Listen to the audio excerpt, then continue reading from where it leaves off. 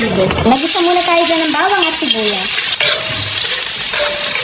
Pag okay na yung bawang at sibuyas, ilagay na din natin itong ating bibe. Ito, minarinate ko lang to sa toyo at kalamansi. Tanggalin lang muna natin to sa pinagbabaran para masangkot siya lang mabuti. Pero huwag yung tatapon yung pinagbabaran ha. Gagamitin natin yung mamaya. Pag nagsasangkot siya pala kayo, huwag yung tatakpan ha para hindi siya magtuloy. Para lumabas yung mantika niya. Maprito-prito siya ng bahagya. Ayan, ito napakatagal ko nang sinangkot siya yan mga min. Siguro 30 minutes ko nang sinangkot siya yan. At ayan, wala na siyang tubig. At nagmantika na din. Ayan o. Ayan. Pwede na natin yung timplahan. Naglagay tayo dyan ng 3 pack nitong atswete powder. 1 pack nitong tomato paste din. Tapos, ilagay na din natin itong 1 cup ng tomato sauce. Okay na muna yung 3 na yan. Haluin natin.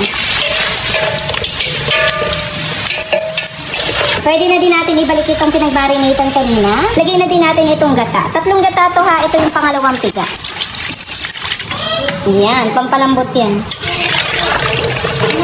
Ayan na siya oh. Mukhang napakasarap na. Dito pa lang mukhang napakasarap na. Okay, palambutin lang muna natin kasi ang bibe napakatigas. Ayan, palambutin natin ang gusto. Check natin. Ito mga mi, napakatagal itong pinakuluan or pinalambot 1 oras. Kaya sigurado malambot na to. Ayan na siya oh. Check na natin. Ayan, tingnan natin kung malambot na. Ayan, pag nakasigurado na kayo na sobrang lambot na, ayan o, napakalambot na, saka natin ilagay yung kasunod na ingredients. Pag sure na malambot na mga miha, ilagay na natin itong kakang gata. Tapos, pwede na din natin ilagay yung mga gulay-gulay. Ito, bell. Tapos, ito na iprinito natin carrots at patatas. Pag sabay-sabayin ko na, pati itong liver spread, ilagay na din natin. Tapos, timplahan na din natin yan ng paminta. Yung asin, mamaya na lang kasi diba minarinate natin ito sa toyo. Baka naman sobrang alat na. Haluin natin. Ayan, malapit-lapit na to. Bali yung gulay na lang lulutuin natin kasi sobrang lambot na nitong bibe.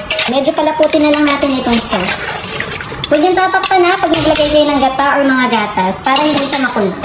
Ayan, okay na to mga mi. Pag lumapot na ng ganyan kalapot yung sauce niya, okay na yan. At siguraduhin nyo na kumulo para hindi agad mapanis. Naglagay pala ako ng itlog.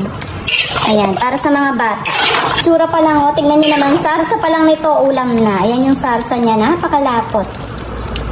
Ayan, okay na to, pwede na natin patayin. Ito na yung ating kalderetang bibe na napakalambot.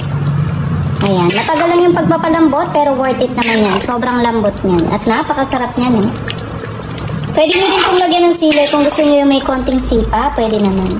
Kaso may kakain na bata kaya di ko na nilagyan. Diba? Napakasimple lang lutuin ito.